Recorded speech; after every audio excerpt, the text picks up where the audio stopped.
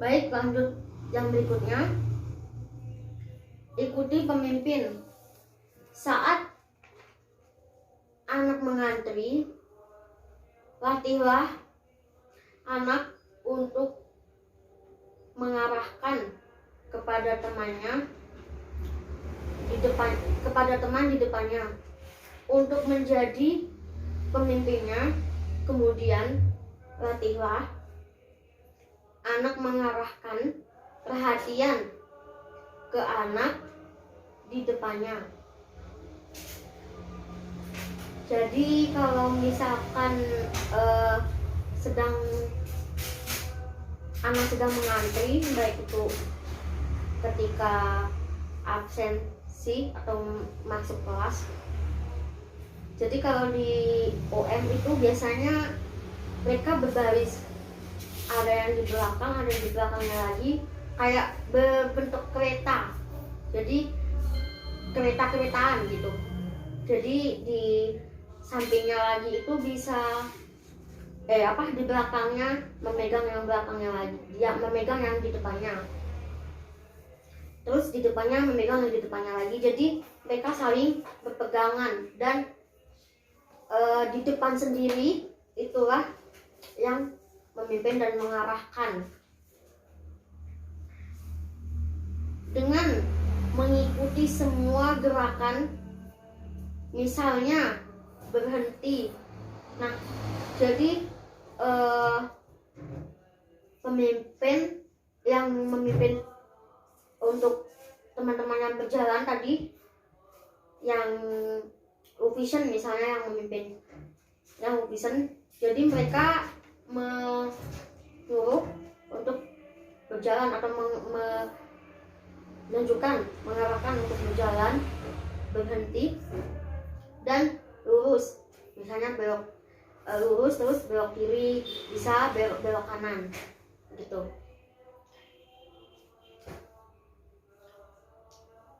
Berputar dan lain-lain. Selalu bergerak perlahan-lahan. Nah, jadi kalau mereka yang tadi baris tadi berjalan berbarengan, itu mereka selalu berjalan perlahan-lahan karena mengikuti pemimpin tadi. Jadi ketika si pemimpin yang paling di depan tadi salah, misalkan salah arah misalkan, nah terus yang di belakangnya itu salah juga karena mengikuti yang dipimpin atau mengikuti pemimpinnya yang melihat gitu.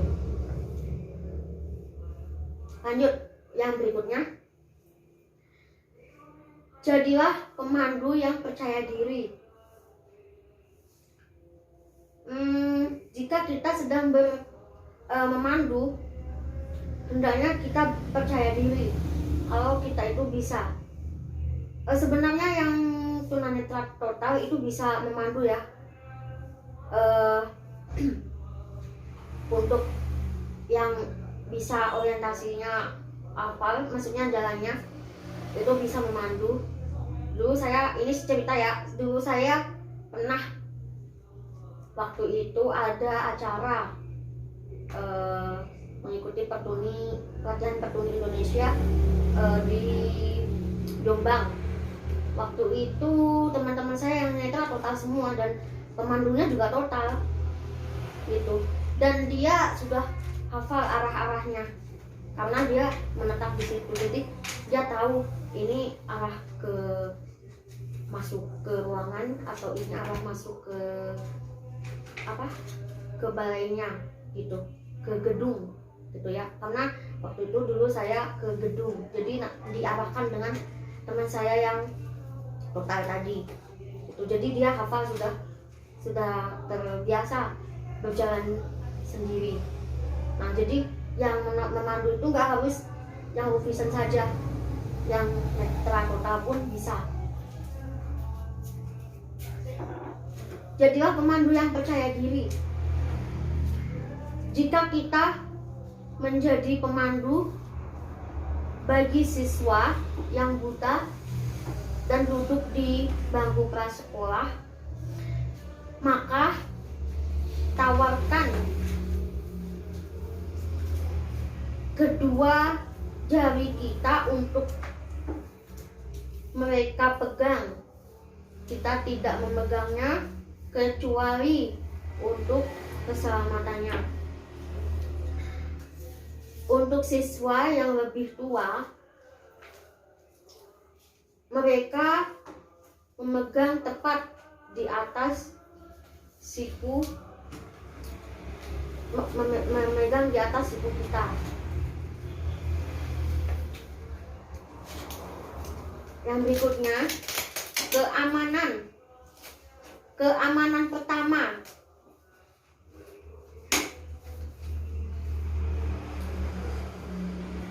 Pahamkan siswa dengan aturan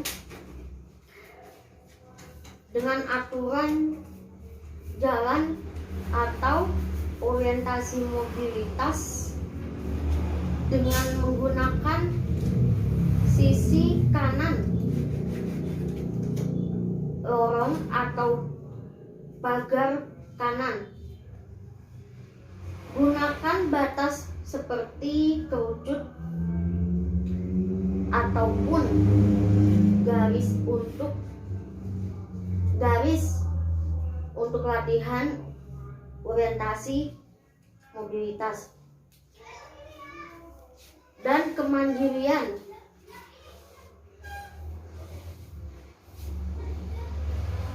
Dalam mengakses lingkungan sekolah maupun lingkungan rumah.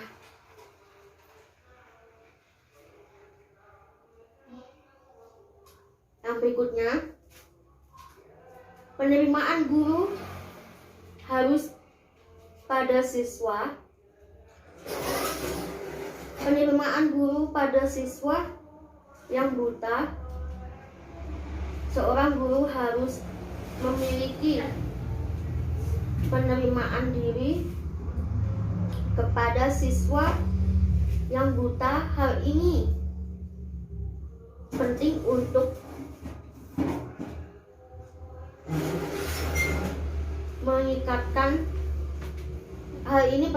meningkatkan rasa percaya diri. Untuk yang berikutnya, keamanan pertama.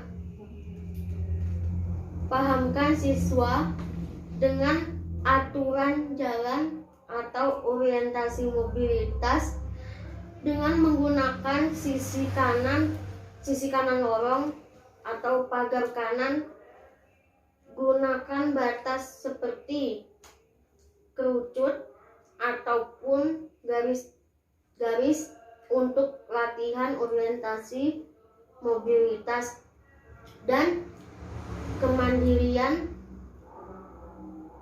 dalam mengakses lingkungan sekolah maupun lingkungan rumah. Nah, seorang guru harus memperkenalkan lingkungan sekolah ketika ia sedang berjalan, jadi supaya dia hafal dengan jalan-jalan tersebut, maka hendaknya melakukan perkenalan lingkungan, baik itu di sebelah ada dinding ataupun di sebelah kanan ada pagar, baik itu arah perpustakaan, arah kantor, dan arah kelas yang lain. Biasanya ketika berorientasi, siswa menggunakan tongkat. Dengan cara itu mereka bisa bermandiri, berjalan sendiri. Jadi ketika dia sudah hafal, dia tidak menggantungkan orang lain karena dia sudah peka jalan-jalan di lingkungan sekitarnya. Arahnya sudah tahu, dan ada apakah di depannya, terus di samping-sampingnya, dia harus lewat di sebelah mana. Nah, jadi dia sudah hafal. Next, untuk yang selanjutnya, penerimaan guru pada siswa buta. Seorang guru harus memberikan penerimaan diri kepada siswa yang buta. Hal ini penting untuk meningkatkan rasa kepercayaan diri murid, kepercayaan diri murid yang mengalami kebutaan terhadap diri mereka. Nah, seorang guru itu harus menjadi sosok yang membuat mereka nyaman. Misalnya yang bisa mengerti dengan tunanetra, baik itu bisa mengerti orientasi mobilitasnya, dan juga bisa mengerti bagaimana cara-cara mengajarnya. Jadi kita harus ramah terhadap anak tersebut supaya bisa menimbulkan rasa kepercayaan diri mereka. Nah, lanjut yang berikutnya.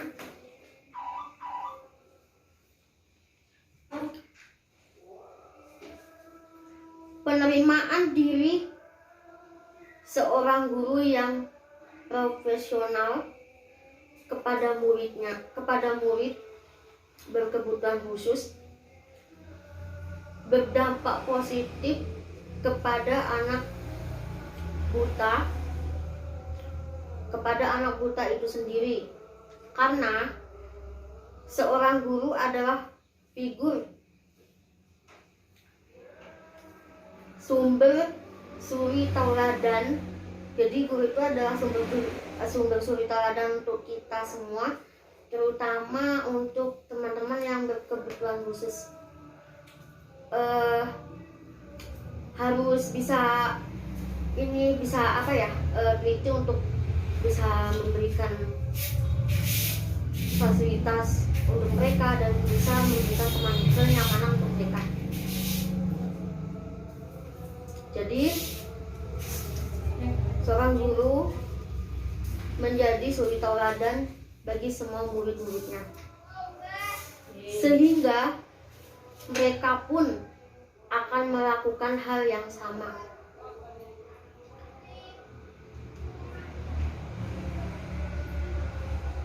Yaitu penerimaan kepada siswa yang mengalami hambatan visual.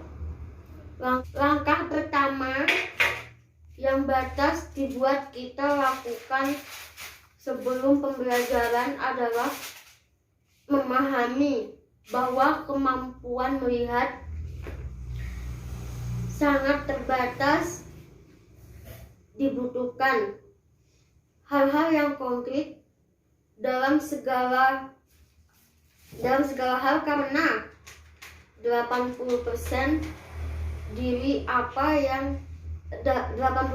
dari apa yang dilihat bayi adalah melalui indera penglihatan. Jadi masuk akal jika anak tunanetra mengalami hambatan dalam belajar tentang suatu hal. Ada beberapa hal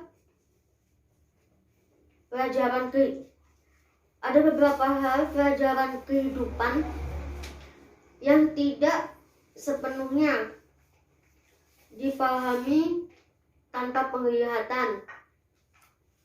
Misalnya, apa artinya tinggi? dan bagaimana cara kita menjelaskan antara laki-laki yang jangkung, pohon yang tinggi, atau bangunan tinggi yang belum pernah dilihatnya.